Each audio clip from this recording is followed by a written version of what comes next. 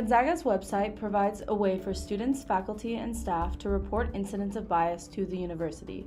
The university states that acts of hate and bias are antithetical to the values of our mission and to Gonzaga's commitment to cultivating an inclusive and welcoming community. But just how frequently are students experiencing hate and bias on our campus? In what ways has the ZAG community been polluted by toxic ideologies? For our deep mapping project, we sought to illuminate the spaces and places that GU students experience acts of targeting of their identities.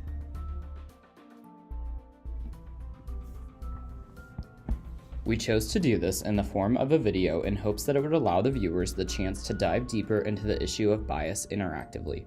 How is campus bound up in toxic dogma that infiltrates our ideas of social justice and care for the poor and vulnerable?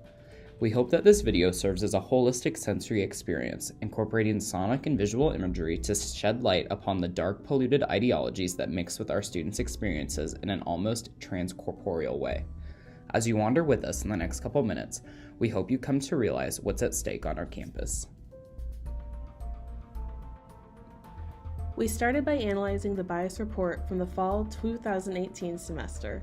There was a recorded total of 55 unique bias incidents. Of the 55 reports, the most took place in the classroom. 21 students reported instances of bias within their academic spaces. This causes us to consider, how is the learning of students from marginalized backgrounds being polluted by the smog of ignorance? Why are the identities of students having an effect on their ability to acquire knowledge within the walls of our classroom?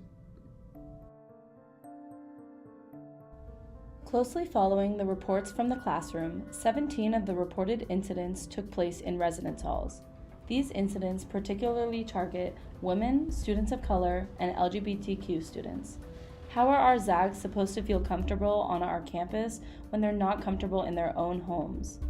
When the spaces of perceived comfort and detox are invaded by prejudice, why are some students asked to navigate harsher, murkier waters? Sexual assault reported on the Gonzaga campus, and the school says it happened in student housing. Unfortunately, safe spaces on campus seem hard to come by for people of marginalized backgrounds. 10 incidents of bias are reported in other places on campus, some of these being the most targeted and extreme. The number of reports off campus is a reminder of the treacherous territory that students can encounter when they exit the spaces of our campus and the places just outside of it. Many of these harmful words and actions are perpetuated through the intermixing of physiological toxins, such as drugs and alcohol. How are students influenced to commit bias incidents through the transcorporeal interaction of body-controlled substance and social identity?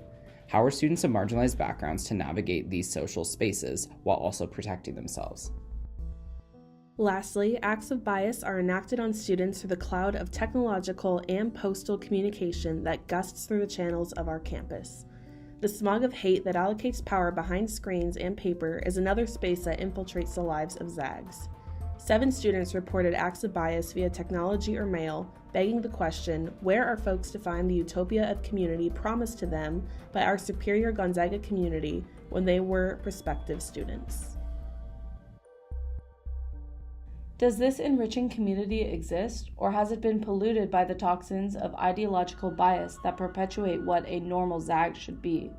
Is there a way to decongest the air, soundscapes, and visual rhetoric of our campus, or does this interplay of transcorporeality disallow utopia?